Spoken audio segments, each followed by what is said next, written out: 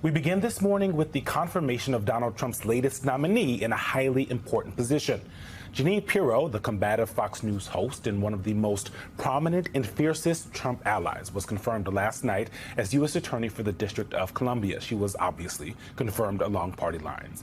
Trump announced Pirro as his interim U.S. Attorney for Washington, D.C. back in May after pulling the nomination for longtime right-wing activist Ed Martin, who faced opposition to his nomination due to his defense of January 6th rioters. As for Pirro, she is a close friend of the president and is known for having repeatedly pushed conspiracy theories about voting in the aftermath of Trump's 2020 election loss. She also came up in litigation filed by Dominion Voting Systems. You probably remember Fox News and Dominion reached a settlement of more than $787 million in a defamation lawsuit in 2023. Joining us now, Rina Shah, political strategist, former senior GOP congressional advisor, and principal and founder of Relax Strategies, and Norm Eisen, former special counsel and special assistant to President Obama and executive chair of the State Democracy Defenders Fund. Before we start, I want to play some sound from Jeanine Pirro over the years to help set the scene for the conversation. What you've got is a weaponized Department of Justice, Department of FBI, and CIA. We saw it from the time he came down that escalator. And you've got a politicized attorney general, a judge who is biased, trying to take down someone they consider their enemy. That search warrant and the subsequent execution of that warrant was nothing more than a subterfuge, a fishing expedition to get whatever they can against this man. There is a cleansing needed in our FBI and Department of Justice. It needs to be cleansed of individuals who should not just be fired, but who need to be taken out in handcuffs. Sounds very normal there. Norm, I want to start with you because what that showed and what is becoming more and more clear, if it wasn't already clear for everyone already, is that to get any type of position with Donald Trump, you have to show love for Donald Trump, right? It's loyalty for Donald Trump, years-long love for Donald Trump. And also sometimes the disdain for the agency that you're going to be a part of, right? You hear her there hitting the DOJ, talking and lying about the weaponization of the DOJ, and also pushing Trump's conspiracy theories. Jeanine Pirro is totally unfit to serve as U.S. Attorney for any position in the Department of Justice or in government. And in another time when Congress exercised its constitutional advise and consent. When we were in the Obama administration, they didn't take every nominee we sent over there. This nominee would have been laughed out of the Senate. Unfortunately, you have this individual who is who is an election denier, who has tried to make little of January 6th, suggesting that those individuals who Trump pardoned were hostages. They were not hostages. They attacked the Capitol that is just a few blocks away from us here today in a violent insurrection. She was central to that Dominion settlement. Election denial, claiming the election was not lost by Donald Trump when it clearly was. And Eugene, how can she go there having attacked the DOJ, attacked the FBI? She's got to work with those prosecutors and work with those FBI agents every day. So it's one more unsuitable nominee who, unfortunately, has been confirmed by the Senate. But this is slightly different, though, right? I mean, a lot of them are absolutely conspiratorial, but flag the danger of having a conspiracy inside the Department of Justice that is actually meant to combat this kind of, these kind of allegations. Well, you have Donald Trump, who illegitimately and of late to distract from the Trump-Epstein files, the Epstein scandal, has once again been sending a very clear message. Use the powers of government to attack my enemies. My goodness, there's now an investigation that's just been opened of Jack Smith by the Office of Special Counsel. So when you get these Trump acolytes who are not only loyal, Maria Teresa, she's gone public again and again attacking the functions of investigation and prosecution. The danger is that they'll infiltrate people in who agree with them, and they'll turn the power of the state against the enemies of the Trump regime. That's something from an authoritarian nightmare, not the United States. That's a real danger with Pirro. So, Norm, this is the thing that concerns me. On the scale of ranking competence, which we see a lot of in the Trump administration, you get everything from Pete Hegseth, who clearly doesn't know the job and can't figure out how to use text messages properly. And on the other end, you have people like Dan Bongino, who doesn't want to show up to work on a regular basis. Where would you put Jeannie Pirro on the scale of potential ranking competence as she joins this administration? Well, she is not in her qualifications, just on paper, as bad as some of them. She was a prosecutor in New York. She was a judge.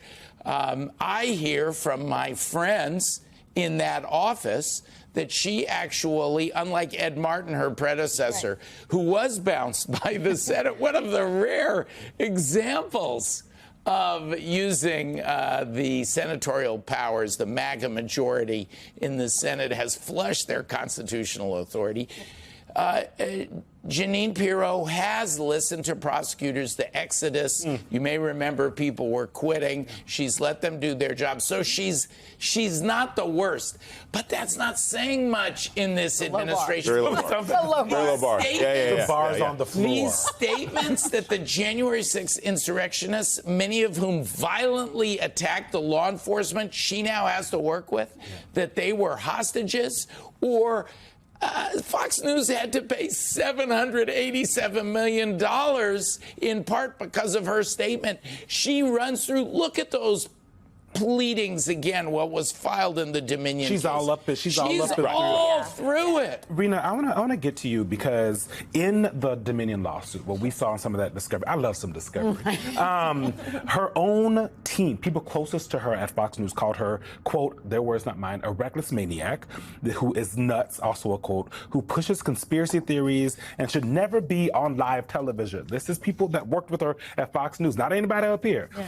What does it say that someone like this is now where she is and was confirmed at AP? Well, Judge Jeanine, which is what she's known to as the public, I can't stop thinking about her like that. Right. And this is not a judge she's going into, but this is about justice, and justice is supposed to be blind. And you take a Fox Media News host, which, okay, fine, he's got three of them that stick out to me, Hegseth, Duffy, but of all these three, Jeanine is the most problematic. Jeanine Pirro is a naked partisan, and that is why I think President Trump could have done better. This is somebody that, fine, you can tout that she was the first woman DA of Westchester County. Oh, she created a domestic violence, I don't know, department, division, whatever. Trump loves to talk about that because it's kind of one of the only things she's got going for her. And you think about sort of how she's going to move forward when she's been so unhinged on air for so long. Is that the persona you're going to take when you have to be impartial, when you have to be neutral in so many dealings? This was about loyalty. And I think Judge Jeanine herself would have sat there on her show, whatever show she was on Fox News, and said, this was not about merit. This was about loyalty. And that is the number one problem I have with it. As a conservative, they love to say she has prosecutorial chops. Show me. It was literally her media gig that got her in front of President Trump and said, you're the person now in this really important role, by the way. But conservatives hate D.C. too. So, you know, this is a role that I just don't think that this is the right person that could have been picked, because he could have gone to one of the nation's top law firms and said, let's get somebody who's a legal eagle and do this right. And he just chose to go the worst way. I'm really concerned because this was about the Senate trying to look good to Trump, which is, as Norm knows, a terrible problem in and of itself. Yeah, as our friend Jonathan Capehart likes to say, the Congress is now just an employment arm of the White House. Joining us now, former Congressman Beto O'Rourke of Texas.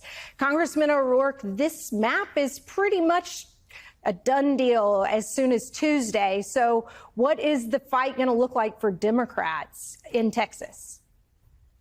It's not a done deal. The state House Democrats can leave the state, break quorum, deny their Republican counterparts the numbers necessary to certify these maps and hold elections that would essentially steal 5 congressional districts in the state of Texas.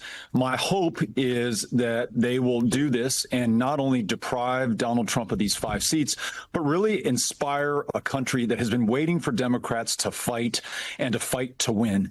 If we can also seize the initiative in states where Democrats hold power, think of California or New Jersey or New York or Illinois, and redraw districts now. Don't wait for them to punch first, but we punch first and we punch harder, realizing there are no refs in this game anymore. No courts are going to ride to the rescue. This is just an all-out bare-knuckle brawl, and we've got to win it and be ruthlessly focused on it. If we do that, then we have a chance of avoiding the worst possible outcome, which is Donald Trump stealing the 2026 election now in 2025. No longer will we have a check on his lawlessness, accountability for his corruption and crimes, and we will see a Republican majority Congress roll out the royal red carpet for a 3rd Trump term. Those are the stakes.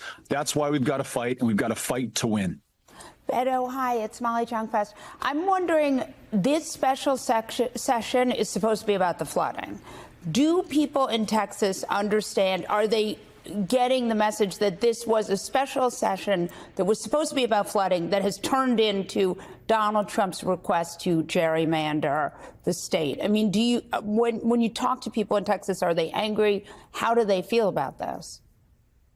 I think people in Texas, Democrats and Republicans alike, understand exactly what is going on. This is a power grab under the pretense in this special session of addressing a number of other issues, including the need for flood alert systems in the Hill Country, in places like Kerr County, where we lost more than 100 people, dozens of children. They are using this pretense in order to steal power, to steal the 2026 election, and to do it right now in 2025. Folks want accountability for the lives lost.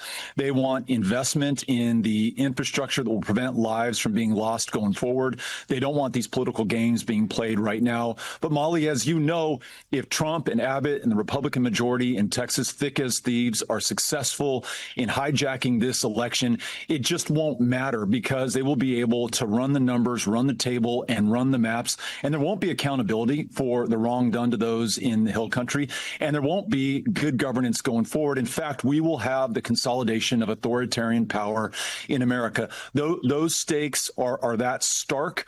And it's why I hope that if you're watching this and you live in some other state, you realize this doesn't matter just to the people of Texas. It matters to all 330 million of us wherever we live. This is our last best chance to stand and fight. And when we fight, we've absolutely got to win. On that, you know, so often Texas seems to be where Republicans are able to test out new strategies, new messages and moves. I covered the entire anti-CRT war that started in many small communities in Texas. At local levels, Republican officials kind of tested their messaging around anti-CRT, anti-DEI. And so I wonder if you can give our audience, I guess, a bit of the kind of context and history. Why so often what happens in Texas is later exported elsewhere. Why Republican strategists there seem to be so successful in using your state as a sort of lab and testing ground. Texas will be your future no matter where you live, one way or another. It will be this extreme, obscene abortion ban where there's no provision for those who've been raped, for the life of the mother, for incest, where women are dying, women are running the risk of dying in their pregnancies in Texas. It is absolutely unconscionable.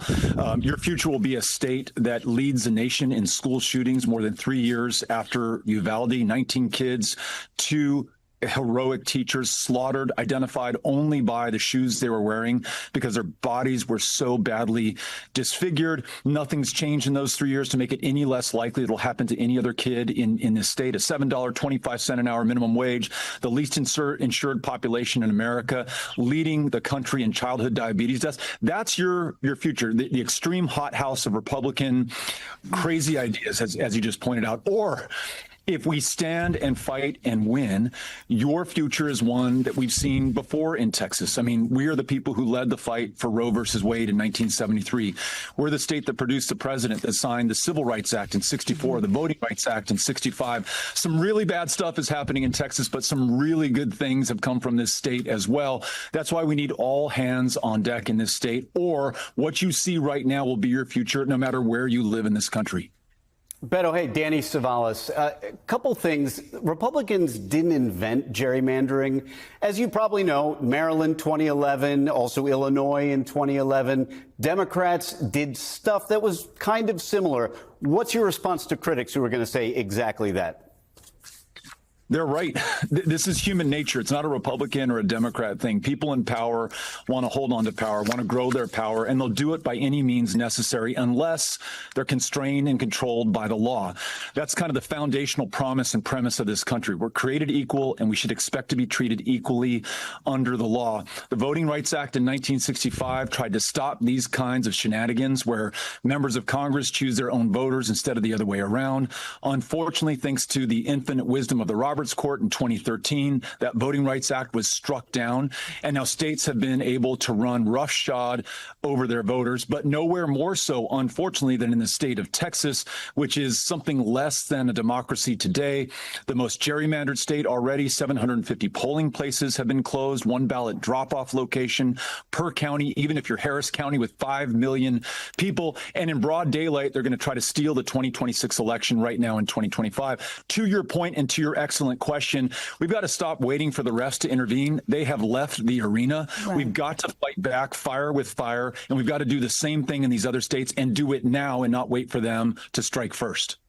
Beto, how on board do you think the party is with your attitude of essentially fighting asymmetric warfare, fighting the battle you're in and not playing by the old rules? Do you think that the party is geared up and ready to accept that challenge? Sometimes the people have to lead. You know, Johnson in 65 said he just didn't have the power to get voting rights done. You know, King went out there and he said, we got to go get this guy some power. 24-year-old John Lewis in 1965, not an election year, leads that march across the Edmund Pettus Bridge, gave Johnson that power. Within 8 days, he gives the most amazing voting rights speech and is signing it into law that summer. Right now, the people have to lead, and the people have to show our fellow Democrats, including those in elected office, including those in the DNC C-suite, exactly what it means to lead. And they're doing it across the country, in Tuscaloosa, Alabama, in Oklahoma City, where we are right now, in Milwaukee, and all across the state of Texas. They want us to fight. They don't want us to fight back, react, resist, respond. They want us to take the lead, get off the back foot, get onto the front one, get off of defense, onto offense. Don't await the blow to be thrown by the other side. Throw ours first and throw it harder. If we don't do that, it's not as though we lose Texas or we lose an election or our political party loses power. We lose what Lincoln called the last best hope of Earth. The whole thing is on the line right now. We've got to fight with everything we've got. Beto, can you expand, though, a bit more on, I guess, what that fight is going to look like, what messaging from the Democrats is going to look like? We just saw Senator Cory Booker get into it with some colleagues over what the fight is supposed to look like in this moment.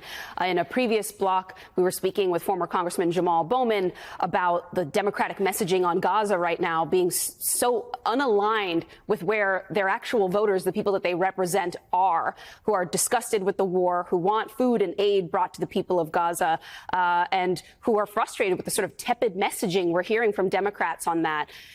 Some of the voters that I talk to, they feel like they're kind of stepping back, ignoring, getting out of the conversation, because they feel like when they even try to speak to their representatives, get into the conversation, they're not really seeing the results that you're talking about, that kind of people-led movement that gets the lawmaker, the president, whoever it may be, to actually feel that pressure and take action. So when is the party, I guess, going to start listening to what the people have been telling them? And when are we going to get that clearer opposition-style message? You're absolutely right. I mean, people, not just Democrats, but people are sick of the triangulation, the calculation, the focus groups, the consultants, the best messaging that money can buy, produced in some factory and God only knows where. People want the truth, and they want us to speak our minds. And when something is clear as day, as what is happening in Gaza, then you must tell the truth. No longer can America be complicit in the bombing and the starving and the slaughtering of absolutely innocent children, which is exactly what is taking place with our complicity, with our money, with our arms right now in Gaza. It happened under Donald Trump. It happened under Joe Biden. We've got to tell the truth. And instead of using our power to kill and slaughter and do this to people, especially children, what if we used our power to try to establish an independent, sovereign state for the Palestinian people, to do everything we can to guarantee their safety and security, that of the Israelis, of everybody in that region? With peace, sow the seeds of prosperity, not just for the folks there, but for the folks here in the United States of America, and be a leader not in starting wars, but in ending them. Why can't the Democratic Party be for that? Why can't we say that message? I don't know what is so challenging or difficult for party leaders or people in elected office right now to do. And you're absolutely right. I was just at this town hall here in Milwaukee. This was a question I was asked right when I came in the door. Where is the party right now on this issue? Where is the party in the fight of our lives we see going on everywhere around this country and everywhere that the U.S. is involved around the world? We need to tell the truth. We need to be bold. We need to be strong. We need to fight, and we need to win. Beto, what's next for you? We're going to continue to hold these town hall meetings everywhere. I mean, across Texas. I mentioned I was in Milwaukee today, Indianapolis tomorrow, Omaha, Oklahoma City, New Orleans, back to Texas and Tarrant County and Abilene. We're going to have the backs of these Texas state legislators raise the resources necessarily for when they break quorum to make sure that they can stay away and prevail and deny Trump these 5 congressional seats. We're going to put the pressure on those Democratic elected leaders and Democratic Party officials to make sure that they bring the fight to Donald Trump and stop reacting and responding, but seize the initiative at every single turn. And then back in Texas, we run a program called Powered by People that reaches out and registers first-time voters, stays in touch with them, helps them to navigate this voter suppression and intimidation that we have in our state so that we can actually win elections in the most democracy-deprived state in the union. So we've got our work cut out for us, but I'm grateful to be in it. I feel so lucky to be alive and in this fight, and gratified that there are millions, tens of millions of Americans who feel the same way, all doing their part, doing what they can with what they have right where they are. Sounds like you're running again. Yeah, or what's next after this fight in Texas? Are you going to be traveling around the country, running for office? I don't know. It's wherever I can be helpful, wherever I can be useful. Given the stakes that I laid out earlier, I don't think this is a time for ego or careers or even thinking about candidacies. It's just, where can we be useful? Where can we be helpful? How do we stop what might be this slide into consolidation of autocratic power? How do we help build an America that is worth saving? Whatever role, whatever form that it takes, I'm down, I'm in, and I'm going to do what I can. Well, I will say some of the voters that I talk to, they want Democrats to come to their communities and talk to them without asking for anything in return. A non-transactional conversation. There's a lot of appetite, desire for that right now. Beto O'Rourke, thank you so much for joining us tonight. Great to have you. President Trump did the same exact thing. He went out there and he said it himself. I won this election because of one word: groceries. Because people are out here hurting. People are out here starving. Affordability is actually the right term. When you're speaking to people's pockets, people will always hear you. Because that is something, I don't care if you're black, white, gay, straight, regardless of what your party is, your religion is. If you are a person who is, we want 2 things in America. We want more money in our pocket, and we want to feel safe. Words of advice to Democrats from talk show host Charlamagne tha God as Dems work to transcend a weak party brand ahead of next year's midterms. Joining me now, Molly Jong-Fast, MSNBC political analyst, special correspondent with Vanity Fair and host of the Fast Politics podcast, and Rina Shah, geopolitical advisor and former senior GOP congressional advisor. Molly, react to Charlamagne. What do you think about his basically rallying call about affordability? You know, Charlamagne is really smart. And I actually was, I didn't know whether it was him going on Fox or her going on The Breakfast Club. And you see what he's doing here, which just is the pairing was interesting. But it's also like he's going everywhere, right? Charlamagne is politically he's sort of a centrist, but more left, and that he's going on Fox to have that conversation is meaningful because he's going in front of her audience versus she's going in front of his audience. And I think that's really important. Like when people on the left or voices that are not in lockstep can get platformed on Fox News, it's super important that they do it. And that's what we're seeing. And look, he's right. Obviously, inflation, Trump, the whole time, he had a weave for groceries and inflation. He would say bacon, and his people would know what he was talking about was the price of bacon. Now, of course, and if you're going to say anything was a mandate, that was a mandate. Now, of course, what's happened subsequently is that he has done these tariffs, which are wildly inflationary. Okay, so Rina, the president's party traditionally loses seats in the midterm year, but can Democrats really rely on that history if the economy decides to pick up more than expected? Well, I think right now Democrats are in damage control. What they've admitted is essentially that their brand is bruised with something like a 19% approval rating, even among their own base, disapproving by 13 some points. What I see is Democrats are pushing members to tout local wins, right? Hammer Trump's unpopular bill on Medicaid cuts and exploit issues like the Epstein files handling to wedge the GOP base. But fate-wise, if that's what you're asking, look, I'm optimistic about a 2006 style backlash per Gillibrand, but with a red map and recruitment flops, it's uphill. And I can say very safely that their chaos in D.C. is self-inflicted. Voters want results, not dysfunction. And if they don't pivot hard, 2026 could be another wave election for Republicans. What kind of... You don't think so? No. Okay, react to that. It's not going to be a wave election for Republicans. Now, will Trump gerrymander the map? Maybe. I mean, he's certainly interested in doing it. I don't think it's going to be a wave election for Republicans. The BBB is wildly unpopular. They still haven't been able to sell it. The polling on Epstein is way underwater. I mean, Trumpism doesn't scale. We've seen that for a decade. Just ask Kari Lake, governor of Arizona. Let's talk about gerrymandering for a minute there, since you brought it up. Texas obviously seems like 5 more seats going to the Republicans. Now Governor Gavin Newsom is threatening to do something similar in California. Is that a good move or not? I think I think you're in an existential crisis for American democracy, right? And you have a autocratic, curious, maybe autocratic leaning, maybe autocrat who is president, who is trying to consolidate power in a number of different ways. So of course it's scary. And I think this is at this point, I think Democrats have to do it. I think their hand has been forced, and I think that it's the only way. But certainly it shows that there have been reforms that were not made, that should have been made. It shows a lack. I mean, this is the thing that I'm always struck by. Congress has had opportunities to regulate things, and they have not. And what's happened is things like this, right? Like we should have one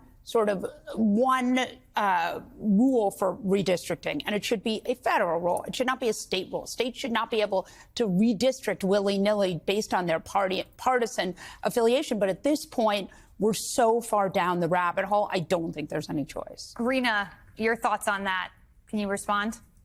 Well, I'm part of a growing chorus of Republicans around the country who have always called for independent redistricting commissions. I think they are growing in popularity because people are tired of the tricks that parties play.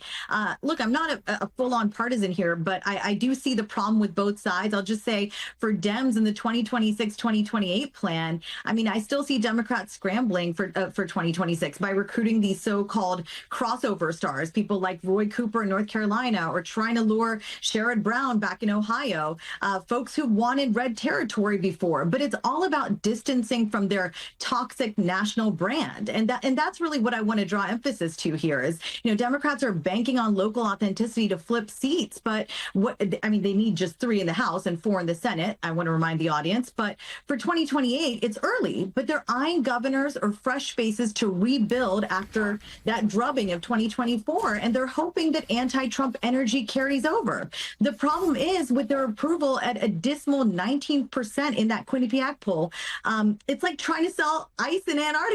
Voters just aren't buying the chaos and dysfunction. I don't think that's right. I think the polls show that people who are Democrats are mad at Democrats because they want them to do more, but they're not going to Donald Trump. And in fact, neither party is particularly popular. I think that's wrong. Also, Cooper from North Carolina is wildly popular. It's a huge recruitment win for Democrats. I think that I don't see why that wouldn't be a win. And I also think Harris lost, but they were able to keep a bunch of Senate seats, which was unusual. And while it was absolutely, another Donald Trump reelection, I do not think it was a referendum on Democrats quite that same way.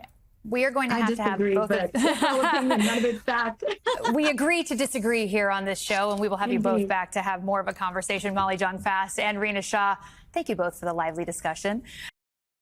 Joining me now is Jared Bernstein, former chairman of the Council of Economic Advisors and former chief economist and economic policy advisor to Vice President Joe Biden. Jared, President Trump lashed out against the weak jobs market, or jobs numbers, I should say, that were reported for July. He railed against the downward revisions from May and June. They were pretty significant. According to Axios, a top economic advisor to the president called the data, quote, very unreliable. Let's set aside for a moment the firing of the official in charge of the data. Do the president and his advisors have a point? Are there now, and have you ever seen reason to believe that there should be concerns with the veracity of this data? Unequivocally, no. It's a great and important question. There are many layers to this, but the top layer has to be that this is a completely unjust move against the Bureau of Labor Statistics, an institution with tremendous integrity, with zero political thumbs anywhere near their many scales. They've been doing this for a decade upon decade. They engage in the best political practices, and they are wholly insulated from politics. The president couldn't be more off base. What's happening here is reality is intruding upon his alternative reality, where all the terrible policy that he's throwing at the economy somehow doesn't hurt it. But that chicken is coming home to roost, and we're seeing the negative effects from tariffs, deportations, so on, in the economic data now. So what do? They try to convince us that the data are wrong. So what kind of precedent in your mind does it set to fire the head of the government agency that's tasked with collecting this data that the economists out there are relying on? Do you think that a Trump appointee would fare better in this situation? No, I mean, I think the message now is if you bring the president numbers he doesn't like, you better get your resume in order. And it doesn't, it's not, what my personal view of this is what I've been stating. We actually have many historical examples of countries that have gone down this path to a banana republic when statistical agencies are so compromised. We've seen this in Greece. We've seen this in China. Every time it happens, if it persists, eventually the world stops believing your numbers, and you have to pay more if you're going to try to sell bonds. You have to, the markets have great difficulty figuring out which way is up or down. This will redound against the economy, against the country. And by the way, if the labor market is doing as poorly, if these numbers stick, if the labor market is doing as poorly as it did over the past 3 months, everybody's going to know it. And firing the personnel isn't going to change that. So speaking of the labor market, is this now the time? Trump has been attacking Fed Chair Jerome Powell. Here's the reaction from the former Treasury Secretary Larry Summers to that. And then I want to get your reaction to what's going on now. I think that this kind of political Fed bashing is a fool's game. The Fed doesn't listen. So short-term interest rates aren't going to be different because of it. The economy's at a lot of risk, and he's looking to set up a scapegoat if the economy performs badly. That's what this attacking Chairman Powell is really about. It's not really about trying to change policy. So two-part question here. What's your take on Summers' comments there? Is the president scapegoating Powell? And now that we see the sinking of the jobs market, is there a potential that Powell could cave and lower interest rates? Yeah, that second question is particularly salient right now. And the first question, Larry's right, pure scapegoating. It's the same thing with the BLS commissioner. Again, if the numbers confront the alternative reality wherein these folks reside by themselves, and they've clearly shown that they don't accept the numbers, they're attacking the messengers. The Fed has a challenge right now. This is a more substantive case. On the growth point, on the labor market point, it's pointing towards lowering interest rates sooner than later.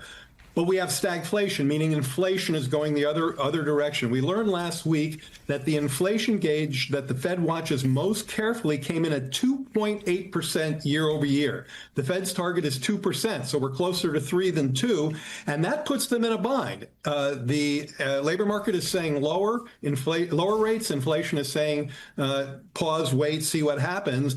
The only quick resolution to this, by the way, would be to call off the trade war, and they're not going to do that. Definitely no sight that they're going to do that anytime soon. Jared Bernstein, always appreciate your economic insights. Thank you for joining us on a Sunday. Thank you. We begin this hour with President Trump's cronies doing his bidding, because that's the day that ends in Y, whether it's pursuing retribution or seemingly protecting him from a new scandal. And now he has another loyal foot soldier confirmed to a very powerful position. Last night, the Senate voted to confirm Jeanine Pirro, a former Fox News host who has defended Trump for years as U.S. Attorney for Washington, D.C. That news came after we learned of Trump's latest target, the man who investigated him for his role in the January 6th insurrection and for mishandling classified documents, former special counsel Jack Smith. Now, the U.S. Office of Special Counsel, which is supposed to be an independent federal agency, has launched an investigation into Smith over an alleged violation of the Hatch Act. It's a law that bars certain political activities by government officials. The investigation came at the behest of Republican Senator Tom Cotton, who requested that the OSC look into Smith for, quote, unprecedented interference in the 2024 election. Terrible interference because Donald Trump won. Neither Trump nor his Republican allies have provided any evidence of wrongdoing. Meanwhile, the DOJ appears to be working hard to protect and insulate Trump, including from the recent backlash he's received for his handling of the Epstein files. Jeffrey Epstein's accomplice and convicted sex trafficker Ghislaine Maxwell was transferred from a low-security prison in Florida to a minimum security prison camp in Texas, just a little over a week after her two-day meeting with Deputy Attorney General Todd Blanche. Yes, that is the same Todd Blanche who was Trump's personal attorney. Joining us now to break it all down, Andrew Weissmann, an MSNBC legal analyst, former FBI general counsel, and former senior member of the Mueller probe. Andrew, thanks for joining us. I just want to start with the Blanche and Maxwell of it all, right? Because we've continued to talk about this, but it bears repeating because at this point, she's in Club Fed, right, hanging out. Talk a little bit about, that's Neil Katyal. Hey, Neil. We will get Andrew back here in a second. But Andrew, when you're looking at her getting this kind of cushier prison camp situation, that would seem to smack of preferential treatment, which usually prosecutors try not to do, even with people who are that are working with them. Well, it doesn't just seem to be preferential treatment. It is preferential treatment. Ghislaine Maxwell was and is not qualified under the BOP, the Bureau of Prisons regulations, to be in that level of security prison. No one else is accorded that privilege. It is because of the nature of what she was convicted of. Remember, she is convicted of being a child sex trafficker and has received a 20-year sentence. So both the nature of what she did and the length of sentence means that she shouldn't be in essentially what's called a camp, a sort of low level, the lowest level of security. There had to have been a waiver for that to happen. And you have to ask yourself, One, why? Why was that being given to her? What is the payoff for? Why would you accord somebody with that kind of prison record preferential treatment? This is something that the Trump administration did, certainly in Trump 1.0. I remember that when the Paul Manafort case was being brought, where he was given preferential treatment. And two, it should offend anyone in a bipartisan way, that you shouldn't be treated better because you are a friend of the president and worse because you are viewed as an enemy of the president. And so I think for both reasons, this is really a disgrace in terms of our justice system.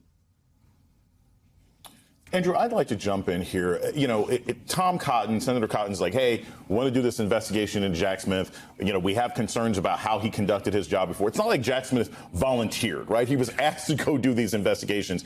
And some of this to me is almost like an arsonist saying, I want to investigate the firemen for thwarting my plans. Talk a little bit about how ridiculous it is that Republicans who voted against Trump's impeachment, who did everything in their power to keep him from being held accountable, are now going after the people who, through no fault of their own, were simply assigned to investigate this man.